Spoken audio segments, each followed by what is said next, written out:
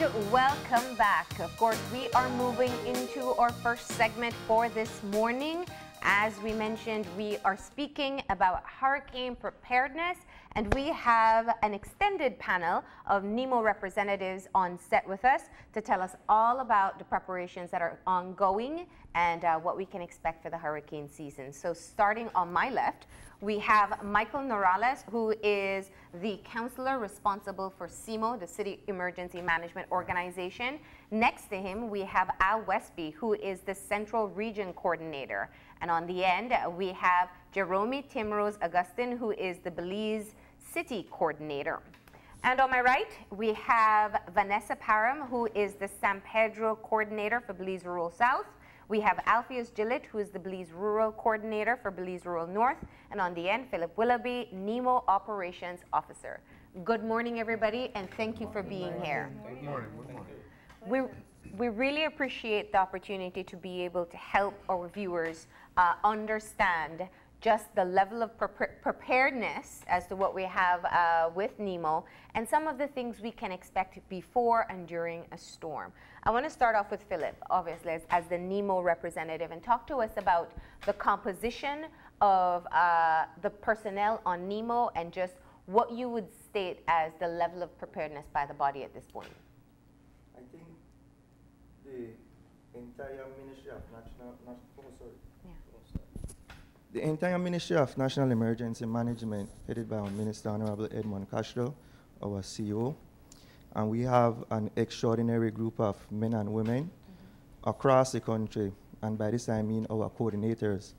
In the southern region, we have our senior personnel on the ground, regional coordinator for that region, Mr. Keith Emmanuel.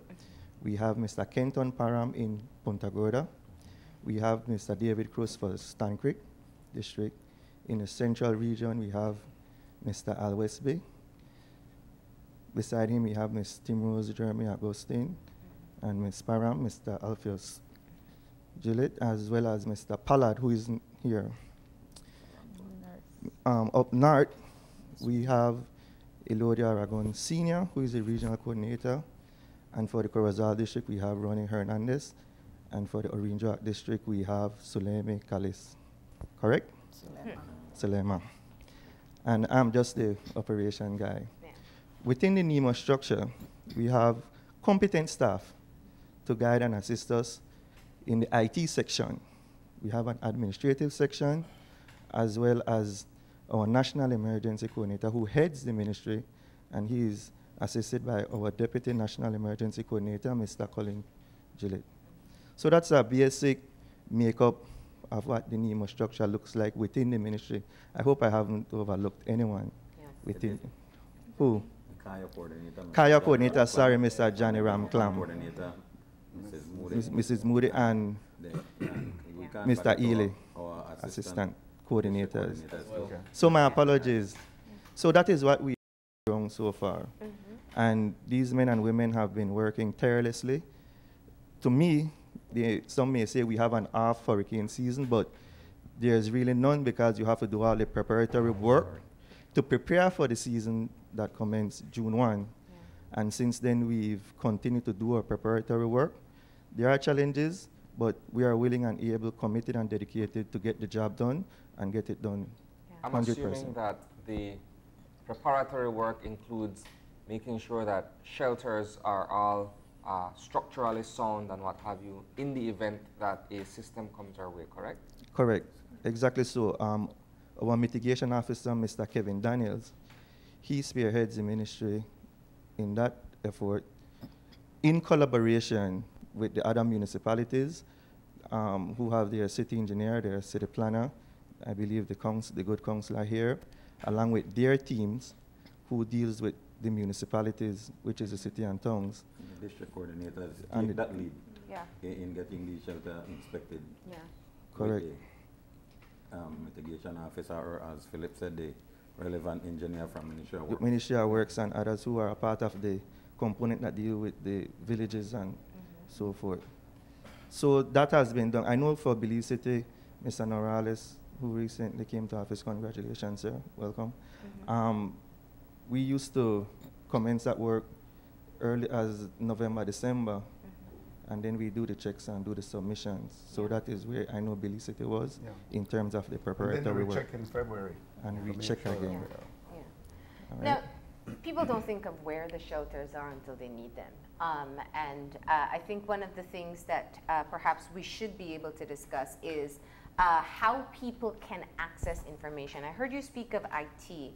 You know, the way we get information has changed completely. And while some people may tune on to the TV or the radio, a lot of Social people media. go to social Social media media, first. yes. Talk to me about how individually you have strategized as to how you will get your messages out to those who are within your own particular regions that you're responsible for. Is social media being taken into consideration? All right, with that, I would like to start from San Pedro, where the evacuation would get started if at any event. So I'll have Ms. Parham start that program for us. Okay, sure. With San Pedro, because we are at a unique location, we're vulnerable and surrounded by water. On a whole, Nemo is a synchronized network of communications. We get our directives directly from our headquarters, and with those directives, we act upon the evacuation process. The evacuation process is one of a collaboration with different departments. With that, it's a way of quarantining and quantifying the amount of people leaving the island and having that information directed back to our headquarters. And how do you get the messages out? The messages, well, like you said, social media has changed drastically for us when it comes to, you know, informing people. We use all sorts of media, televisions, radios, and it only takes one post to be put on Facebook, you know, and that's how it starts spreading. Yeah. Anyone else? Well, in addition to that, Mike. sorry. In addition to that, along with our IT team, headed by Mr. Andrew Wade, I want to try to get everybody's name correct. Mr. Hiking Mr. Roberts. Hiking Roberts. Is the IT, Mr. Andrew Wade is the communications Communication officer. officer. Yes, we do So have internally, how we communicate is guided by them on the advice of the National Emergency Coordinator. I think each coordinator can speak to the medium internally by which we communicate, and Mr. Westby could take the lead. And yes, and that's why I am pointing out at the coordinators, because we have a structured system. And again, the same question you asked, how we get our messages out. And people need to understand that we use a lot of public knowledge also. We use a lot of grassroots people and things like that. So I'll just go, I wanted to go to Mr. Timrose, but I'll go to Mr. Gillett because they use their early warning people. We have trained people who are willingly doing these type of work for us free. And we want people to understand that we appreciate them. So Mr. Gillett, you could explain your system in the rural area? Once again, good morning. My name is Alpheus Gillett, and I'm the district coordinator for the Belize rural area. I would like to elaborate a little, if you allow me, on the what some of the villages that consist in the Belize rural area. When you talk about the Belize rural area, we are talking about 10 villages in the River Valley area, Barrel Boom, all these villages along the Belize River, from Sand Hill all the way to Raven Ridge. Raven Ridge is the last community, it's not a village, but the last community that border the Belize district and the Orange Rock district. Then we have all these villages along the Old Naran Highway, which runs from Bomba all the way up to Mascal. Then close to the coastal area, we have Bomba, sorry, I mentioned Boston. So one of the things, for example, in Boston, Mascal, and Corozalito, these are villages along the Old Naran Highway. These villages are very prone, especially vulnerable areas when it comes to tsunami. Recent, you know, we have the tsunami trend. I think it was in 2017, stand to be corrected, right? What we are doing in these villages, we don't have the national, we don't have any fire service in those villages, so we have meeting with the village council, volunteers, and what we do, we come up with an early warning system. Like, for example, Mascal is a very big area. We divide those that villages into 4 zones, right? And then we use people from the community with their vehicle, and we provide them with the big horns. So that is what we use as early warning system. Okay. Yeah. So, but we don't decide that factor. We work with the people in the community to organize that. We go in and we have meeting with them. Yeah. So they're volunteers. Yes, exactly. And just a point of correction, the tsunami threat was January of this year, 2018. You know, I wanted to talk about the tsunami a bit later, but since we're here, let's discuss that now. I think the threat that took place in January is definitely a learning experience for many. I can say, speaking from what I saw in Belize City, people were making preparations similar to a hurricane, filling up at the pumps, attempting to be able to evacuate, and it really took up a lot of time. I think people didn't recognize the difference in the urgency of a tsunami warning versus what we would see with a storm. What are we doing now to ensure that people are properly educated what to do when you hear that siren or horn in a particular area? I'll go over Let's to go, Jeromey. Timrose, as in Belize City. I know we had that scan, a lot of experience learned during that time.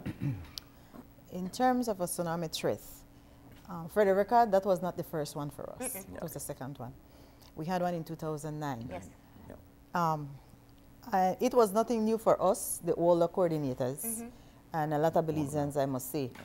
But since the scare in January, we have upscaled our public awareness campaign, and we have also have, what do you call it? The loud hailers? Yeah, we the install loud loud hailers on all the sirens, the fire engine, within the coastal communities. Okay. And Belize City. What are those? Loud hailers and horns. Loud hailers? Yeah, like sirens. Yeah, sirens and like the megaphone. Yeah. But now the firefighters will come out with their truck. Yeah.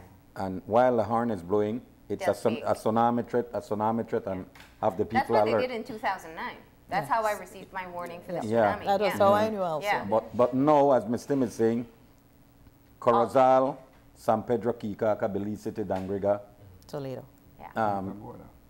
Punta Gorda, and Placencia, all they are rigged up with that. It's a challenge, but we are doing it as we know that, it's not the first, but it's not something that we were expecting in that degree. So now we have to prepare. So this means that there's been some training that's taken place with the firefighters to know how they get into formation once that warning comes out. Good, we are in that process. Okay. We're in that process. We get the equipment, and now we're in that process now to make sure that the reason why we have to make sure that the sound of that alarm is different from the fire truck. The regular fire. It's similar to the dams in Cayo. Okay. And there's a continuous blaring once it's a tsunami threat, so people are aware immediately of the continuous tsunami, blaring. And like we said, we have to source a unique song for that. So when that song is blasted off, people are aware that it's a tsunami. And of course, with the help of the loud hailers and the megaphones, then the firefighters truly assist us, along with the police. Let us not forget them too. Yes. When it comes to tsunami threats. If I could recall, back in 2009, that tsunami threat came immediately following an earthquake off the coast of Belize, right? Somewhere out there. Honduras. Okay. And it was unique in the sense that, as you rightfully pointed out, it was the first experience. Did that force the National Emergency Management Organization to come up with a plan in terms of either an evacuation process, in terms of a public awareness of what tsunamis are and the devastating effects or the potential devastating effects of tsunamis? Yes. Yes, we have we have been doing public sensitization in schools, in villages and things like that, and this was always on our agenda. But how did the public took it until January of this year? It's quite different now. Yeah. You could start that hymn and they sing with you. Yeah. In 2009, it was just like another threat. Yeah. Now they see the seriousness of it and what it entails. I used to also believe that tsunami wouldn't hit Belize. I used to believe that because we were not in the volcano or the earthquake belt, as they call it. But after 2009, I realized that there was a threat. Yeah, there was a threat, and things could change drastically for us. So, in the interest of time, let's just educate people a bit as to what to do, right? Should we, once we feel tremors, look out for a potential tsunami warning, or what's the first thing that we look forward to, and what is the window of time that we have? It depends. Who wants to take it? Go ahead. Okay. Well, with that said, every storm has its unique characteristics. Yeah. For example, when we had that tsunami threat at the island, it was in the night. Yeah. Everybody was in the comfort of their homes. Imagine if that was in the day. And people, students were at school, people were working. Imagine the chaos and the confusion, the traffic jams. All those things have to be taken into consideration. But like my regional supervisor rightfully said now, that tsunami is a threat to Belize. It's no longer, just hurricanes. We have to prepare for tsunamis as well. So our public education and awareness will continue in educating people what needs to be done. At the island, you cannot tell people around to go to higher grounds. You have to say higher buildings. Yeah. We don't have higher grounds at the islands. What we try to do is, one thing is for sure, try to educate the public to stay away from the seaside. Yeah. Because watching the water recede was like a phenomenon to them. Yeah. They wanted to go there, rush at the seaside, watch the water recede. So we were bound set with our agenda this year to start public awareness, starting with the schools. Yeah. And any community events, that's when we try to capitalize as well in public awareness as well for it. Our flyers, we've just had new flyers for tsunami and earthquake threats too. Okay. So if you notice, we try to attend as much fair, events, village day, whatever. Nemo has a booth there within this country. Yeah. I was just speaking to the coordinator and said, man, I have to talk to the national coordinator a little because I think you guys need a weekend sometimes. Yeah. And it's fair, but it's our job. And like I always say to anybody who comes board with us, to be here with us, you have to have a passion. Yeah. This is not an ordinary job. Yeah. You have to have a passion of doing this. And knowing how to respond in an emergency really takes a certain level of calm. And it comes with knowing exactly what you want to do. Yeah. So again, let's go back to it. So what is the window of time? Because I was very concerned an hour and a half after the sirens were blaring, people were filling up at the gas station. Had a tsunami come, they were not in the place that they should have been. I think it depends on the distance. Yeah. The distance where the earthquake occurred. That's right. So the sensors that are out there would tell you, would warn you, okay, look out. You have 2 hours, you have an hour. Okay. That's why we, at the city council, we tell you to be prepared all the time. Yeah. So instead of waiting until a siren comes on or a warning, what you should do is make sure you have your vehicles filled up so that, and packed. Yeah. So whenever you get the signal, you go. Imagine now that tsunami had come. All these people at the gas stations would have been caught there. In this way. Or on the road at that hour. I'll give you a typical example. I was facilitating a workshop, I think it was Friday. Yeah.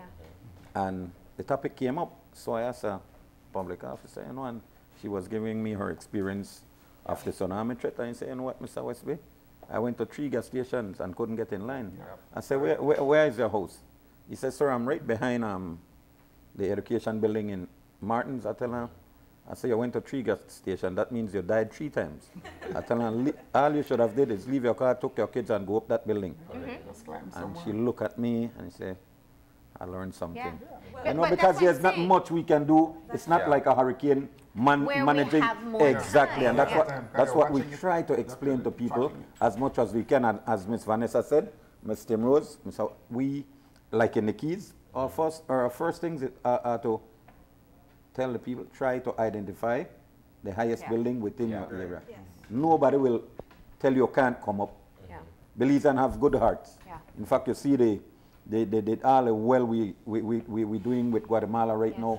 Belizeans has good hearts, so people will allow you to go up their building to save lives. Okay. But there's not much we can do, and people need to understand that. So from what I'm hearing from you so far, we will hear sirens in coastal communities. You will hear firemen or police officers speaking about the tsunami warning. Exactly. And your immediate action should be grab perhaps whatever personal belongings and get to a sturdy upper building, upper floor of a building. Preferably cement, I would imagine, and away from the coast.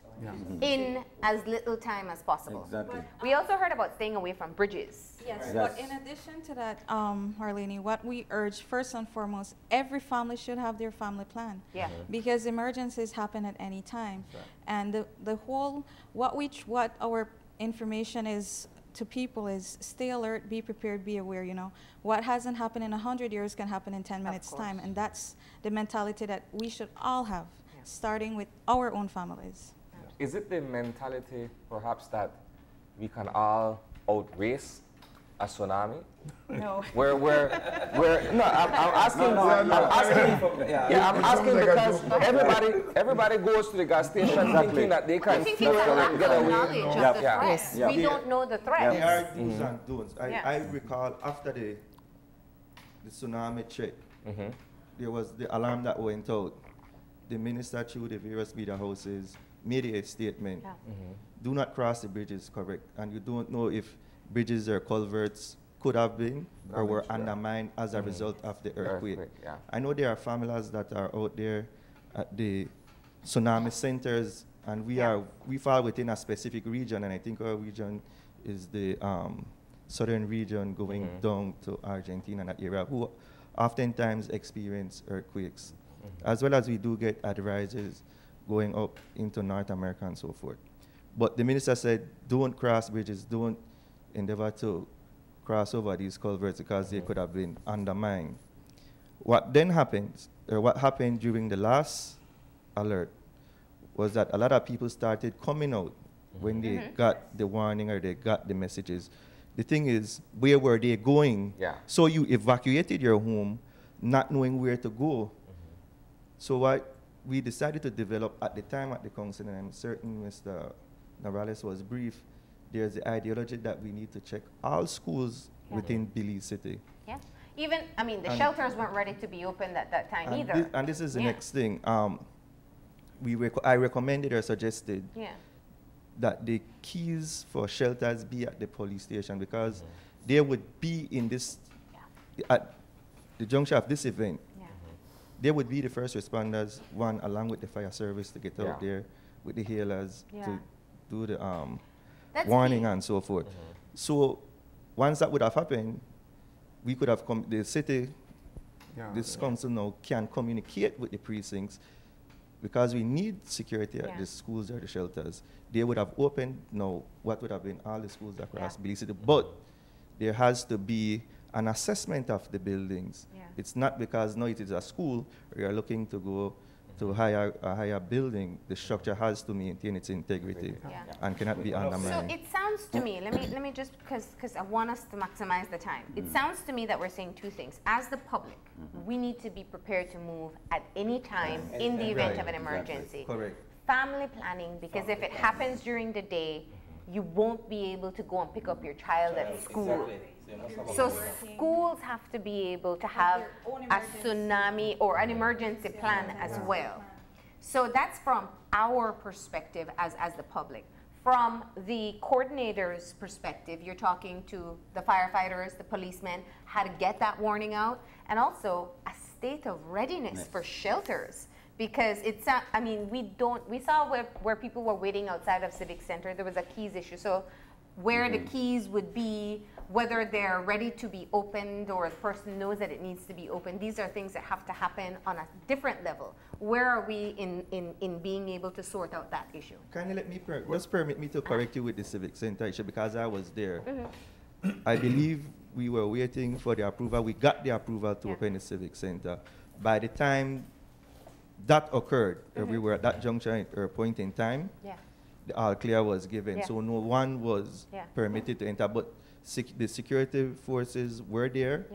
The building was ready to be open. Yeah, but what I'm saying is people are waiting outside of a shelter, inside. Not this isn't anything. And that's a key comment you made there, because in our system, it's not just opening a shelter. We have shelter, exactly. We have shelter, and we have shelter rules. And I was going to let Councilor Noralez going to that part, being the CEMO rep in the city. When it comes to the keys, there is one person on a committee that, that holds all the keys. That's the city engineer, Mr. Williams. Okay. Now, he is available 24/7 when it comes to emergencies. Yeah. All right, so his phone would go off the thing. Now, what happens is that we make sure that the mayor is aware of what is happening, because I have to communicate with these guys, well, Al Westby especially, and Ms. Timrose. Yeah. Because it's through Nemo that we get the official advisory. So once the mayor directs us, then we just start moving. Because we have inherited 12 subcommittees that also have their own terms of reference. Now it will be 13 because we've been told, we've been instructed by Colonel Defoe that we form a subcommittee that we call the security. Right? So, a subcommittee, right? So each committee has its terms of reference. Yeah. So everybody will know exactly what to do, when, who to move, and how. Yeah. I would just like to add back to the 2018 tsunami threat. I remember everyone was fueling up and heading north, but people didn't realize that you have to pass Ladyville, which is coastal area as well. Right along the coast. So my advice would be, is listen to the official bulletin and press releases from Nemo, and when we get the warning from the Atlantic Tsunami Warning Center Pacific in Hawaii, it comes along with estimated wave surge. How high the water is expected to come. So if it is a 6 feet wave surge, then it means that you're safe in a second flood, which is a 8 to 8 feet or so. So my advice would be move to higher ground or quickly go to a higher elevated building. And as we always say, it's better to be prepared than sorry. Absolutely. Yeah. Well, I have to say, Vanessa said something absolutely important. It may not have happened in 100 years, but it only takes 10 minutes for it to happen again. Exactly. And she's heated because she's in the lion's mouth. Yeah. Exactly. She's the first. I mean, when that threat happened, I was in my bed on a hill. But I have to communicate with everybody, and then wondering now, wow, do I drive to city? You know? Yeah, you had a lot of... because I really, my heart is with my coordinators. Yeah. You understand me? And this is where you realize then, wow, man, this job, you know? It shows a level of preparedness that we must always have based on our vulnerabilities. I recall my family saying I'm being paranoid because I'm telling them to come to one central area. But I felt that no matter what, if something did happen, they'd all be together and safe. Yeah. But it was because I had a conversation with Red Cross the morning about tsunami preparedness. So it is a matter of having our public understand that the threat is always there and just to know exactly what to do. Now, speaking of what to do, we have to shift back to hurricanes at this point, but we'll take a quick pause in between so that we can regroup and talk about what we need to know about this 2018 hurricane season. So we'll take a break and be back in a few. Mike's off. Mike's off.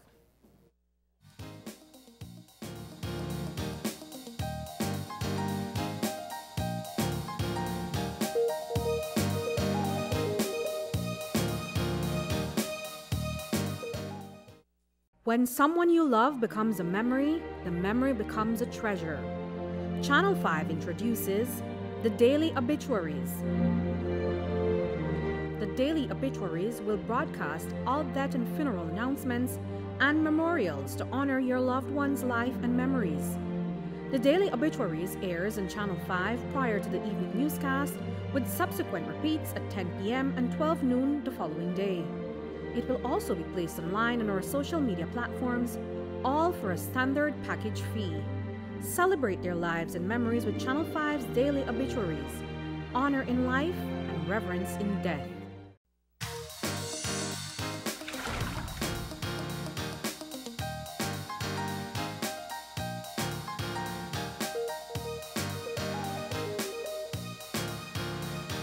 welcome back. And if you're just tuning in, we are joined by representatives and coordinators of Nemo and CEMO, and we are talking emergency preparedness. Originally, it was hurricane preparedness, but we did get into the very important topic of tsunamis and what we need to do to respond. But now we're shifting gears into the hurricane season 2018. We had Red Cross on last week, and I know one of the things they keep on speaking about is one, family emergency planning, and two, although we speak so often about average, below average, above average storm, it only takes one. Thank you. One to be able to come directly our way and have devastating effects. So let's talk to the public now. And I'm going to start with San Pedro because, you know, it seems to me that they are very much in tune with the threats and vulnerabilities that they have, because their evacuation process seems immediate. Talk to us about what you would like San Pedranos and people from Kikocker and the other islands to know about this particular season. Well, first of all, our advantage at the island is because the islanders themselves know the threats of hurricanes. They see the devastation that hurricane. I mean, Earl was a Category 1, but Earl did some devastating damages to the island. So with that, islanders take it so serious that there's two phases of our evacuation. There's voluntary evacuation and then our official evacuation.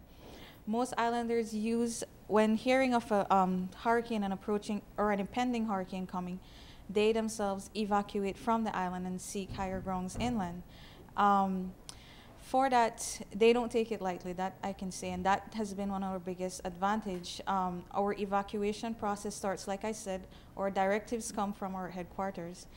When we start evacuating, and through the voluntary phase, that's when people leave on their own. What percentage would you say leave voluntarily?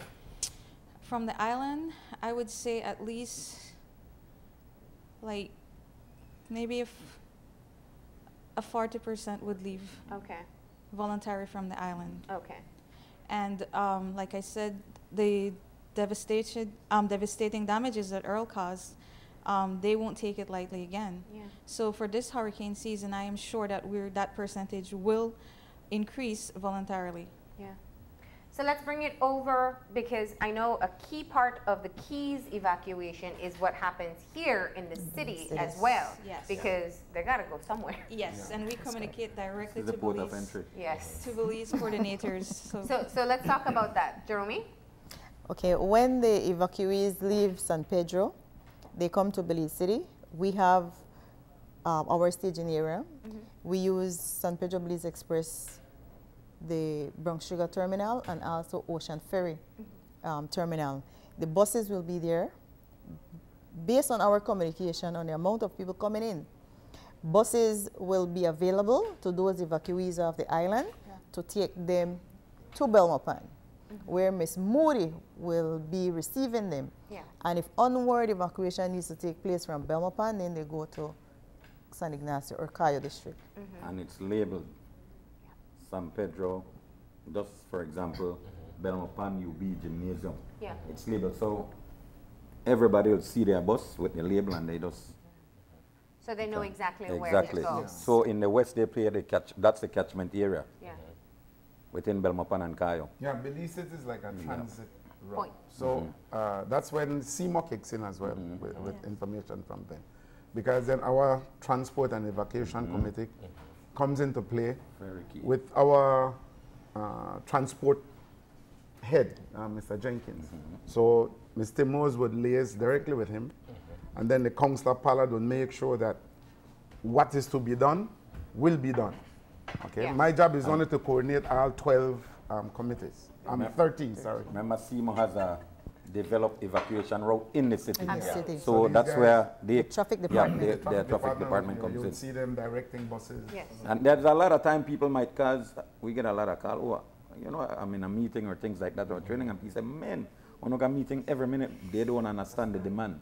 Yeah. You know, yes, they don't understand the demand. And you got to, I have to give them CEMO credit because we've been meeting almost every day since these guys won, and right away I told Mr. Timrose, you know what, Mr. Tim, we need to contact the mayor or somebody to start training right off because these are new people. And, you know, we are all Nemo. This is not about politics. No, you know, that's over. That's not for us. We do what we have to do. Yes. So interestingly, Nemo falls also within the Ministry of Transport. Yeah, exactly. So what is the coordination between this organization and the broader transport ministry in terms of busing people and moving people out of certain areas? The way it's structured, it's from the national level. When Nemo activates, the Prime Minister becomes the chairman. He sits with all the ministers and our national coordinator, CEO, everybody is there, right? The head of transport is there, right? And every district has their own EOC at the district level, where that senior transport officer is the chairperson for transport and evacuation. So that's how it's structured. We have 13 operational committees. We sit around a table, but we make decisions collectively. That's right. We work together. My follow-up question to that. A majority of the bus owners are part of a privately held company or what have you. Yes, sir. Is there either an expectation or a mandate that they are to provide certain services in times of emergency, particularly for evacuation purpose? And that's where the transport and evacuation chair comes in, because they have to meet with these bus owners annually before the hurricane, sit down with them, how many buses in each plan, each one of the coordinators in their plan. They could tell you in Alpheus area, in Parham area, she will tell you how many boats. In his area, he will tell you how many boats and how many buses are available. The owners, their phone numbers, and the same with Ms. Tim and CEMO. So, and it's in correlation with the fuel owners, the fuel and providers also, as well. We have to have everything. That's a key We have a fuel manager in every district too. Okay. Now let's talk a practical example. Let's say there is a storm to form, God forbid. Well, storms will form, but if we are under immediate threat, there's several things that we hear every time that there is we move into preparedness mode. Employers not giving enough time off, price gouging that takes place at these stores. People choosing not to evacuate from vulnerable areas. And also, in the storm itself, people then realizing their threats and expecting to be rescued. At the 11th hour. At the 11th, I mean, we know, and I'll get to that as well. So let's, what have we done? Since we know these to be recurrent themes when a storm, when we're under the threat, what are we doing to prevent these or to address these situations? Let's start with employers first. What does the law say? Okay.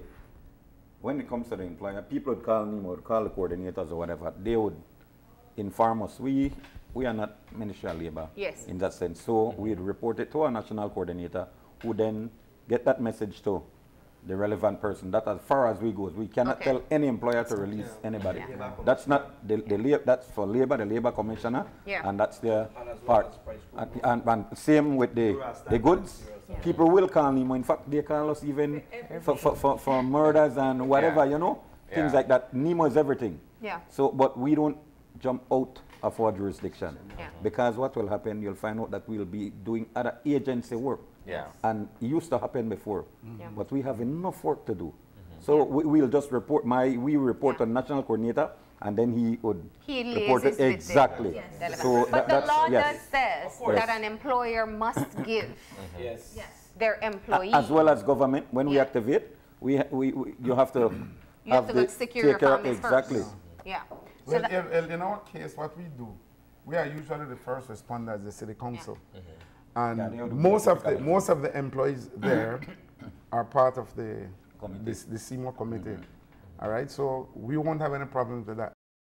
As soon as we get the go-ahead from Nemo, from the central, from this guy right here, the mayor is called, he calls me, I call Mr. Oshak, and then we call our co-chairs for the different committees, and we go into high gear. Yeah. So we start manning until the public officers they come on board. Timrose is the coordinator who sits right. So you see, the culture of people on a whole in our country, once there's from June to November, you know, and once we're activated, then Nemo, you know, everything is Nemo for them.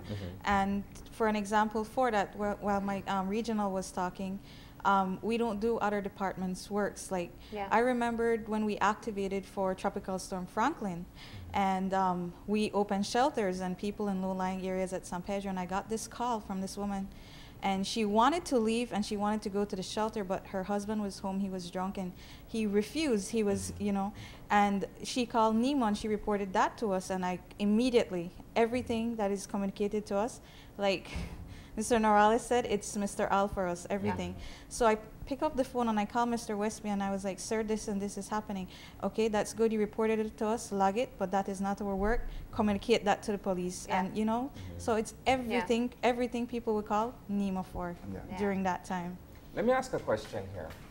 In terms of putting together a nerve center, so to speak, whenever there's a system that is spending, all of these respective agencies need to come together and form one coordinating body.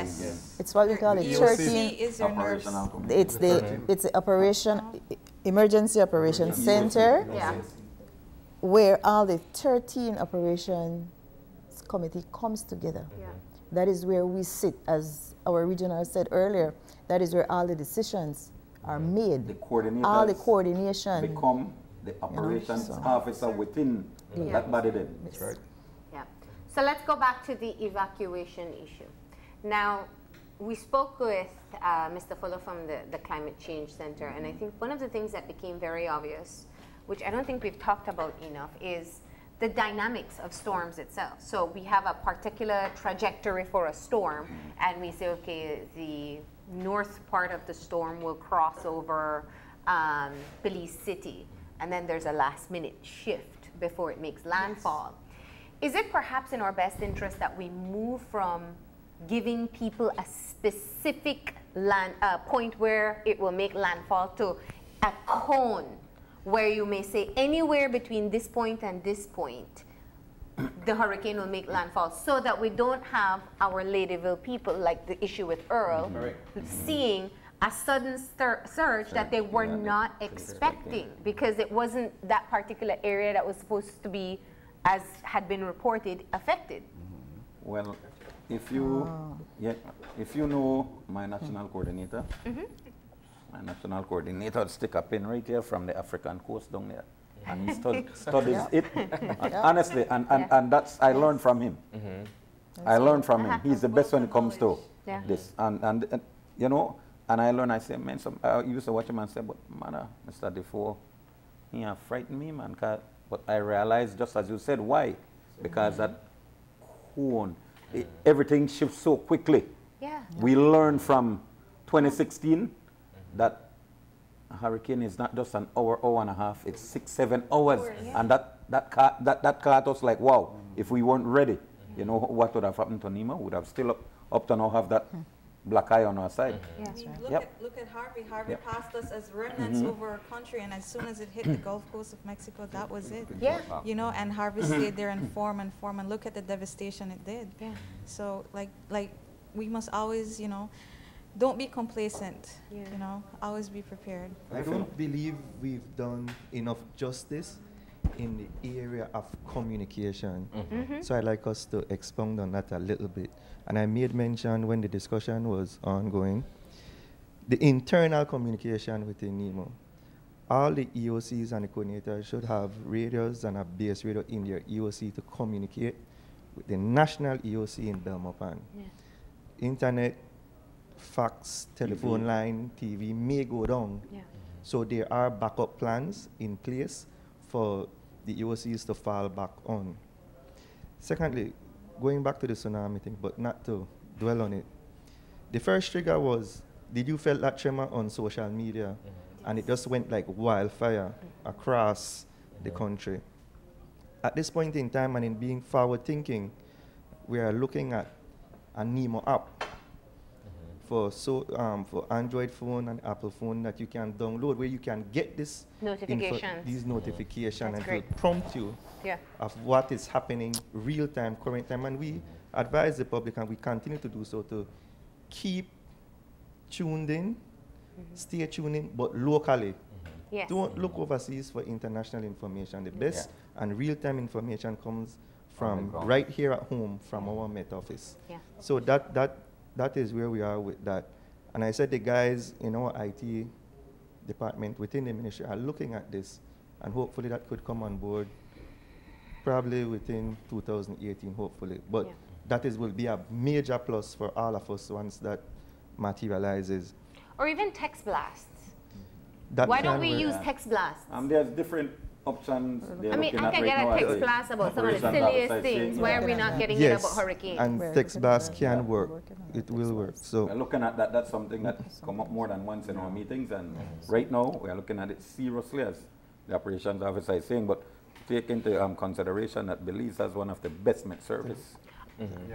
Well, I don't, and you know, I think we say it, and people don't understand. They watch honestly, they watch the right National Weather Channel, and they don't realize that our Doppler is. Honestly, we take it for granted, but. But I want to come back to this cone issue, because I find it to be.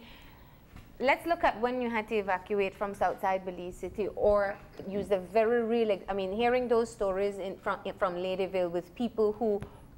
People had moved from Belize City to go to Ladyville and were climbing on top of tables and watching their furniture float around. It was unexpected. And I think a part of it was because the original trajectory was not where the storm surge would have affected that area. And last minute we had a little, just a little shift. Well, that's why I think that the constant education. You need to be vigilant and just listen to the constant advisory. Don't take it for granted, because a lot of us become our own meteorologists now. Because we look on the corner as well. And we see, that's not quiet. But then you are not thinking about the weather above Belize in the Gulf or some part in the United States. So you listen to the advisory, and because you have a family plan, listen, get out. Just go. It's better to be safe than sorry. Marlene, go. Just something, since you mentioned Vissel Mar, right? At that time, the Vissel Mar area was under the Belize Rural Area Watch. And I can remember clearly that the press release from Nemo was to evacuate all the coastal areas. And myself, along with the police team from Ladyville, went out with load hailers, and we physically warned people. But then we come back to 2017 now, the threat from Hurricane Franklin, right? We went in, but most people evacuated voluntarily. So 2016, Hurricane Earl was a lesson learned. I think Keith has played a great role in how San Pedranos and keep people from Kikocker respond. The guy who has the rental just after Hallova, when we went there, he already moved all his vehicles up more in Ladyville because he lost a lot the previous year. Let me ask a question. In being forward thinking again, this is not anything new or anything current, but what I shared with the team, and I requested some information in relation to what are the current numbers or the inhabitants in specific areas within their jurisdiction across the country. The last mass evacuation was 1998. Mitch, correct? Since then, the last census was conducted about 2010. We know that the number of inhabitants has definitely increased. That's one anomaly. The second would be the amount of fuel that we would normally use before pre-disaster, and how do we complement that with the amount and number of private and public transportation that is now available. So we have to be proactive in being forward-thinking in doing these assessments to know when to start the evacuation process. Because we don't know a 1 can jump into a 5, jump up to a 5 very quickly, or even a 1 or the strength of a 2, and we've experienced Hurricane Earl. So again, this is a level of analysis and assessment that is taking place within the ministry to look at these things, to ensure and reinforce to the wider public, have confidence in the National Emergency Management Organization, because the team that is available to you are dedicated, committed, and forward-thinking in preserving life and protecting Let me ask this question property then. and experience. What are the dynamics in terms of the evacuation process? Because you're dealing with people. Extremely. You're dealing with people who come from various walks of life. You're dealing with people who have different economic means and all these other factors that come to play. How challenging is such an undertaking? It's challenging, especially here in Belize City, in the vulnerable areas like, well, Gungulung, that's my favorite, because that's a flood-prone area, behind Farber's Road as well.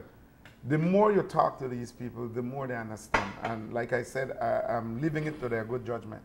They will move now because of the past experiences. I just believe in people like that.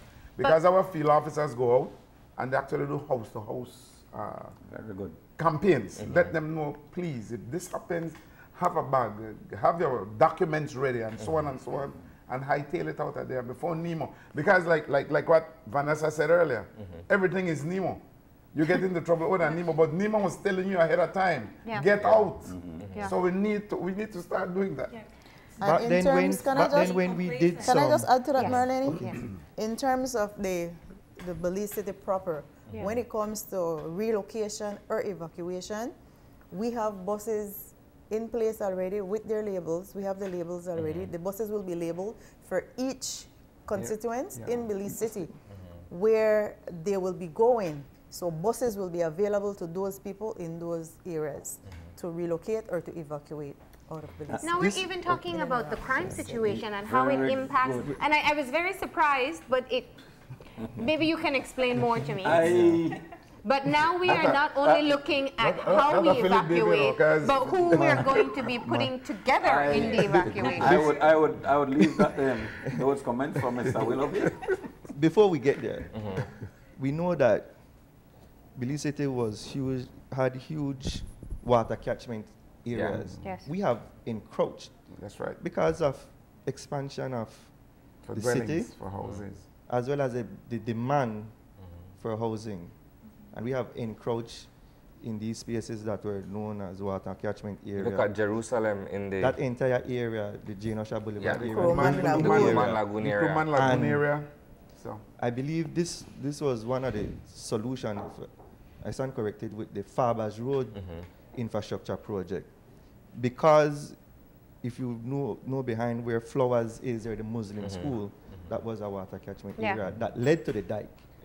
And people said, why larger drains? Why huger drains? Why that type of infrastructure? But I believe we had to develop a secondary water catchment to drain where the huge volume of waters would have been accumulated, and to facilitate the drainage to the dike and into what would have been South Creek, North Creek, to come out to the Yarborough Bridge. So that was the rationale and the forward thinking again that I keep speaking of.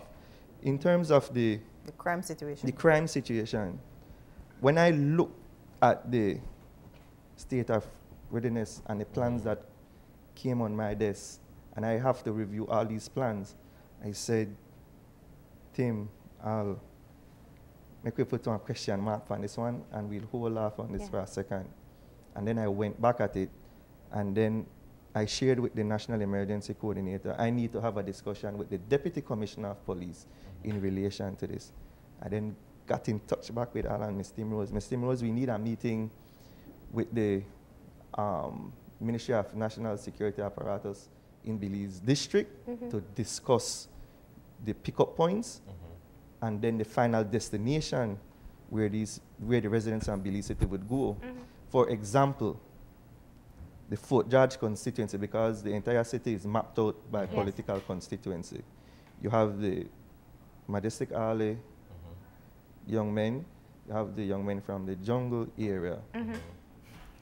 And we know that... Who are known to be feuding with each other. Rivalry, and quite aptly so, mediation, and that is being mitigated against and worked upon by several entities. But we can't take it lightly and say there won't be a flare-up. Can I so ask, we has can't there have ever them been an congregated issue before in bringing them together? They were never picked up together. Okay. Whilst they were pick-up So now points, it's just formalized? yes. Whilst they were pick-up points, they never congregated at the same location. Okay. So Mr. Noralez, Mr. Westby, Mr. Timrose, myself, along with the commanders for Belize district, we sat, we looked at it, and we came up with some recommendations, and I believe those recommendations will hold in terms of the pickup points and the final destination for these respective areas. And it's not even limited to the young men, family members as well, because we, again, we wouldn't want to be running from water, but that blood will deal with bloodshed. So you don't want to contaminate. Again, we ask the young men, find the strength and have the resolve to make peace and let's live together in harmony and love, rather than we have to be contemplating this before a disaster, because this takes a lot of time in its preparatory process. Marlene, I know time is a factor here, but I believe I must mention, right, despite or apart from hurricanes, the entire country, that's a disaster we're mostly prone to in Belize. But in the Belize rural areas, the Belize River Valley is a little different when it comes to disaster. You know, flooding is a very serious situation in our area. Back in 2008, remember that was that devastating flood that affected the entire Depression 16. Tropical Depression 16. And one of the most vulnerable community is the village of Maypen, because when there is excess rain, heavy rain, it becomes an island. And the challenge we have there is with cattle owners, which is part of our responsibility to save life and property, right? So then my thing to the general public is that as a cattle owner, we advise you must have a plan, because as cattle owners, you are the first responder when it comes to your property. So there must be a plan in place, right? For example, in 2008, there was no plan. If you guys can remember, people were moving out the animals in boat, because at that time, the wooden bridge in Maypen wasn't accessible by huge vehicle, right? So since then, though, about a year or so ago, a new bridge is set in place. So I believe we won't be faced with that same challenge. So just a reminder to the people in Maypen and other community, but Maypen is the most. And also, as a matter of fact, at 1 o'clock this afternoon, we'll be meeting with the various village councils from Belize Rural, and this is one of the topics we'll discuss, just to fine-tune our emergency plan. Just a quick point of correction, though. I don't want the cattle farmers to misunderstand what Mr. Gillett said. He said we are responsible for life and property. The cattle owners are responsible for their cattle. Nemo is not responsible. Our job is to advise you when the weather is come, you do your thing and get out your cattle, because this is what happened. They think that we have to go out there and move their cattle. No, it's a no-no. That's your responsibility. We are responsible for human lives. So I don't want them to take that, what he said, in different contexts. But you want to put it as a part of your emergency plan. Exactly. That's my point. And that could also go, and that's part of their family. Right? But in the event there is a worst case scenario and people need help, there's no more the farmers can do, then I'm sure, like in 2008. The thing with that, Marlene and Isani, River Valley get their water from Kayo. These people are warned more than a week ahead of time. When I was the coordinator in Kayo, I would call Mr. Bud. Mr. Bud, Flores is sending down water. The dams are spilling. In 5-6 days' time, water will come your way. Warn your people and think they have enough time.